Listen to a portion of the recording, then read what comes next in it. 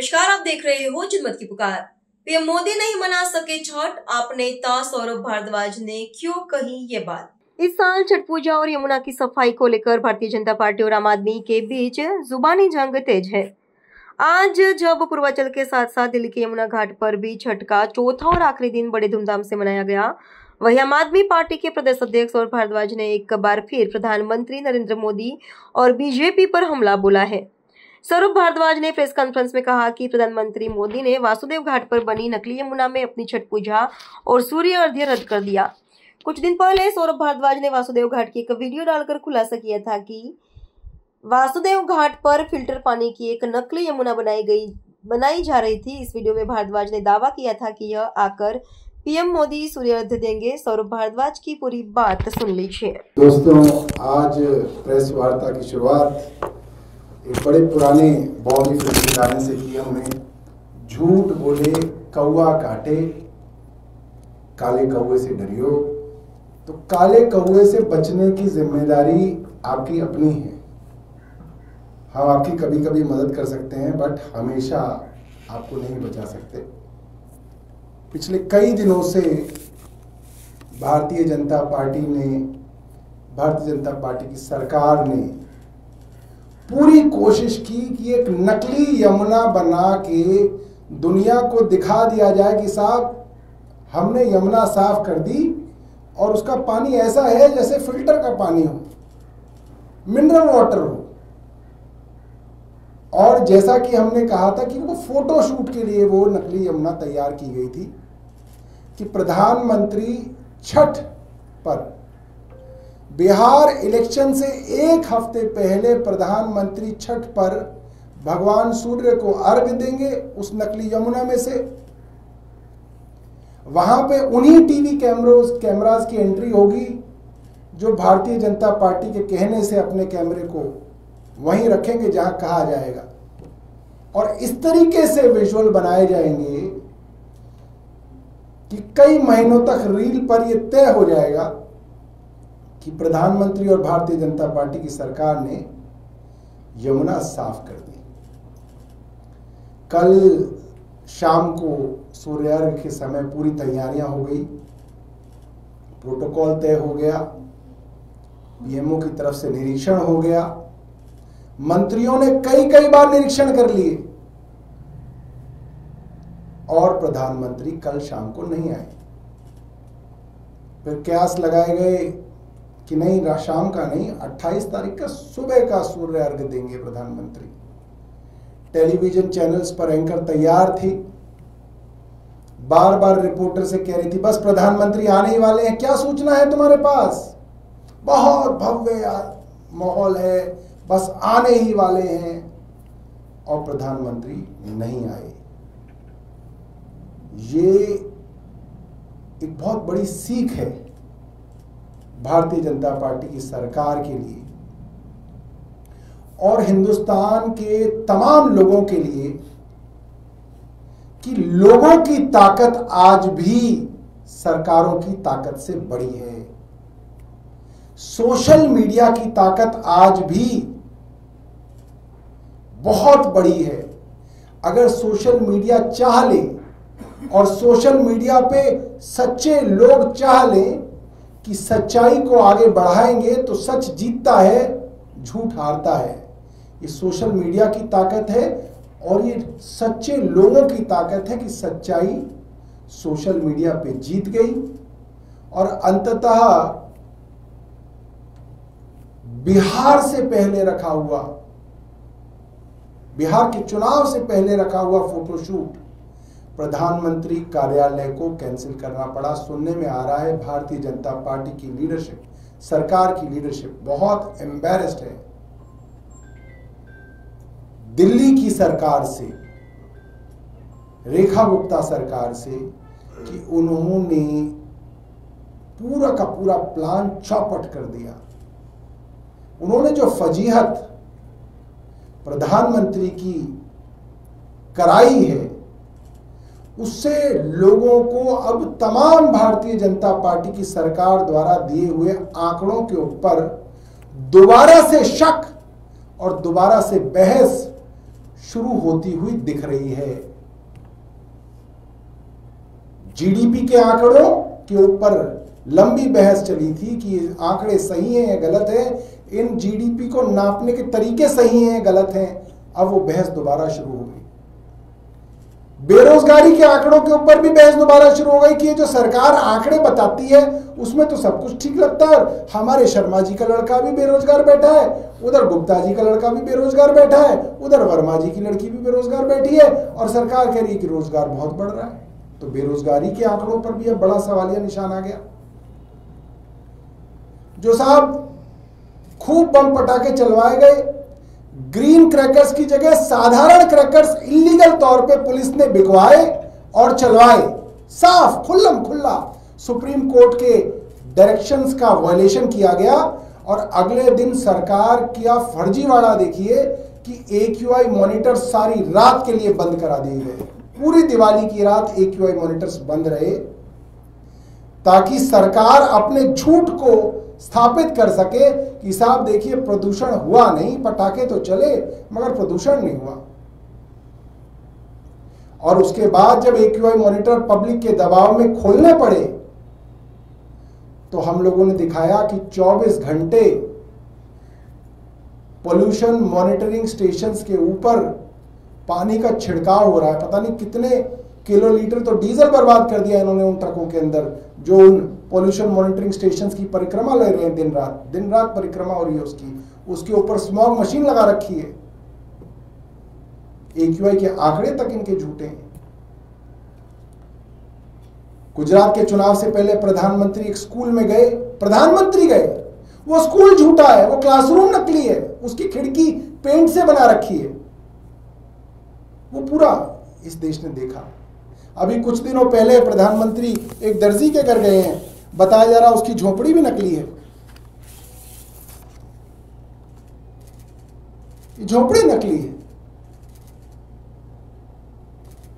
नई दरी, नई मशीन, जो महिला स्विंग मशीन पे बैठी है उसके गले में ID कार्ड। क्या नौटंकी है। मैं इस प्रेस वार्ता के माध्यम से तमाम देश के नागरिकों को ये कहना चाहता हूं, इस देश में आज भी सच्चाई चमकती है और झूठ से ऊपर दिखती है। सब लोगों को एक कोशिश करनी चाहिए कि चाहे जैसे भी हो सच्चाई को हमें सोशल मीडिया पे लाना है। और अगर हमारा कोई भी साथी सच्चाई को सोशल मीडिया पे लाए तो हमें उस सच्चाई को आगे बढ़ाना है। पिछले 3 दिनों में हमने देखा तमाम अलग अलग अपोजिशन पार्टी के लोगों ने भी, हैंडल्स ने भी भारतीय जनता पार्टी की सरकार के झूठ को उजागर किया। हम सबका धन्यवाद करते हैं इसके लिए। तमाम लोगों का धन्यवाद करते हैं जो अलग अलग पार्टियों से जुड़े रहे हैं, क्योंकि सब लोगों ने मिलके, इस देश के नागरिकों ने मिलके ये बात दिखा दी कि देश में आज भी सत्यमेव जयते है, सच्चाई की जीत होती है। इसलिए जो भी साथी हिम्मत हार के बैठे हुए थे कि साहब सच तो दिखाया नहीं जाता देश के अंदर, वो हिम्मत ना हारे, इस बात को मान लें कि सच अंततः सच की जीत होती है। अब मैं 2 वीडियो दिखा दूं, क्योंकि भारतीय जनता पार्टी, क्योंकि झूठ के ऊपर झूठ के ऊपर और झूठ। अब भारतीय जनता पार्टी के जो बड़े बड़े नेता कह रहे प्रधानमंत्री तो आ ही नहीं रहे थे यहाँ पे।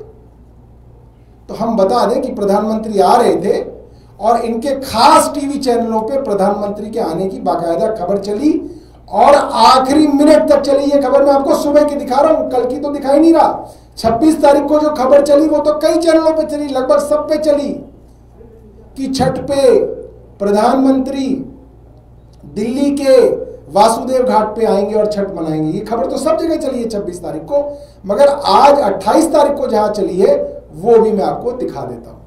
दिखा दीजिए भाई, इसको लाइट बंद कर देना प्रोजेक्टर के लिए। वासुदेव घाट जहां पर कहा जा रहा है आज प्रधानमंत्री नरेंद्र मोदी भी पहुंच सकते हैं और ये घाट काफी ज्यादा प्रसिद्ध माना जाता है। क्या दिखाने वाले हैं, कैसा वहां पर अधिक नजारा देखने को मिल रहा है? शशि, वसुदेव घाट जहां पर कहा जा रहा है आज प्रधानमंत्री नरेंद्र मोदी भी पहुंच सकते हैं और ये घाट काफी ज्यादा प्रसिद्ध माना जाता है, क्या दिखाने वाली है, कैसा वहां पर अद्भुत नजारा देखने को मिल रहा है? दूसरा चला दो। शशि, वसुदेव करते हैं। छठ महापर्व पर आज आखिरी दिन है और ऐसे में खबर ये मिल रही है देश की राजधानी दिल्ली से कि प्रधानमंत्री नरेंद्र मोदी जो है वो घाट पर पहुंच सकते हैं। उगते हुए सूर्य को अर्घ देने के लिए, छठ पूजा में शामिल होने के लिए प्रधानमंत्री नरेंद्र मोदी जो है वो वासुदेव घाट पहुंच सकते हैं। घाट के आसपास सुरक्षा के कड़े बंदोबस्त किए गए हैं। भावना ने बताया भी था किस तरह से इंतजाम किए गए हैं। इंतजार यही कि जैसे ही उगते हुए सूर्य को अर्घ दिया जाएगा, प्रधानमंत्री नरेंद्र मोदी क्या वाकई में वासुदेव घाट पहुंच जाते हैं। सुरक्षा के बंदोबस्त तो वहाँ हो रखे हैं। भावना का रुख कर लेते हैं। भावना, क्या तस्वीरें दिख रही हैं? क्योंकि 6:19 हो चुका है, 6:30 बजे का वक्त है, सूर्योदय का माना जा रहा है, उस वक्त अर्घ देना शुरू हो जाएगा। क्या तस्वीरें रुख करते हैं? बस तो साथियों, 6:29 तक भी भारतीय जनता पार्टी और उनसे जुड़े हुए चैनल्स ये कह रहे थे कि प्रधानमंत्री के लिए सारे सुरक्षा के इंतजाम हो रखे हैं और प्रधानमंत्री किसी भी वक्त आ सकते हैं। भगवान सूर्य तो आ गए मगर प्रधानमंत्री नहीं आए। ये एक और बड़ी चीज बताती है। देखिए, प्रधानमंत्री के लिए बिहार चुनाव से पहले छठ का फोटोशूट बहुत जरूरी था। ये कोई छोटी बात नहीं है। छठ का फोटोशूट प्रधानमंत्री जी का रद्द हो गया, बहुत बहुत बड़ी बात है। यमुना के साफ होने से बड़ी बात है कि उनका फोटोशूट रद्द हो गया। तो आप सोचिए, पिछले 3 दिनों से प्रधानमंत्री कार्यालय ने कितनी अलग अलग नदियों के अंदर कोशिशें की होंगी कि कहीं पे तो प्रधानमंत्री का फोटोशूट करा दिया जाए छठ का। मगर ये शर्म की बात है दोस्तों, और ये सरकार के नकारेपन का ये सबूत है कि 11 साल की केंद्र सरकार के बाद भी हजारों करोड़ नमामि गंगे के नाम पे खर्च करने के बाद भी प्रधानमंत्री जी को पूरे भारत में एक कोई घाट नहीं मिला जहां पे नदी का प्रदूषण उन्होंने खत्म किया हो और वहां पे वो उस सूर्य अर्घ को देते हुए पानी को पूरी दुनिया को दिखा सके और कहें कि हमने इस नदी का प्रदूषण खत्म कर दिया। ये विडंबना है इस 11 वर्ष की सरकार की कि एक नदी नहीं है जिसका प्रदूषण इन्होंने अपने कामों से खत्म किया हो। इसलिए अंततः इस छठ पूजा को, प्रधानमंत्री की छठ पूजा को, उनका जो डिपार्टमेंट है, पीआर डिपार्टमेंट जो है, प्रचार तंत्र वाला जो विभाग है, वो नहीं करा पाया। और मुझे लगता है कि इससे भारतीय जनता पार्टी और देश के तमाम वो युवा जिन्होंने सोशल मीडिया पे धुआं उठा रखा था, उनके लिए बड़ी जो है सीख इसके अंदर होगी। बहुत बहुत धन्यवाद। कोई आप लोगों का प्रश्न? प्रदूषण से जुड़ा सवाल है, संभावित क्लाउड सीडिंग हो सकती है। भैया, पंजाब केसरी में 2 खबर लगी हुई थी, बड़ी मजेदार खबर थी। एक ही अखबार में 2 खबरें थी। एक जगह लिखा हुआ था दिल्ली में आज बारिश होने की संभावना, क्योंकि आप कल देखें छठ पे भी हल्की हल्की बूंदाबांदी हो रही थी। जो लोग बाहर हों, शाम को करीब 6 सवा 6 बजे के करीब हल्की हल्की बूंदाबांदी चल रही थी। उसी अखबार के अंदर एक दूसरी तरफ खबर लगी हुई थी, आज सरकार कृत्रिम वर्षा का पायलट कर सकती है। झूठ बोले कौआ काटे। भैया, इन लोगों का कोई भरोसा नहीं। भगवान इंद्र जो है वो कराएंगे वर्षा, और यहाँ जो मंत्री जी हैं वो प्रेस कॉन्फ्रेंस करके कह देंगे मैंने कराई है। इंद्र देवता तो आएंगे नहीं बताने कि मैंने कराई है, इसने नहीं कराई, तो इसलिए इसका ही फायदा उठाएंगे। तो अब ये इंद्र देवता का काम का भी क्रेडिट ये सरकार ले सकती है, क्योंकि पेमेंट करनी है, क्योंकि पेमेंट भी तो करनी है ठेकेदार को बारिश की। तो अब बताइए आपके पास कौन सा यंत्र है, कौन सा मंत्र तंत्र है जिससे आप बता दो कि ये बारिश इंद्र देवता करा रहे हैं, या इनकी जो सरकार है जो हर चीज पे फर्जीवाड़ा करती है, 420 करती है, वो करा रही है। कोई यंत्र तंत्र है तो बताइए। और कोई प्रश्न? धन्यवाद। अगर आपने हमारा अभी तक चैनल सब्सक्राइब नहीं किया है तो कृपया चैनल सब्सक्राइब कर लें, लाइक करें, शेयर करें, कमेंट करें। तो मिलते हैं फिर किसी और खबरों के साथ। नमस्कार।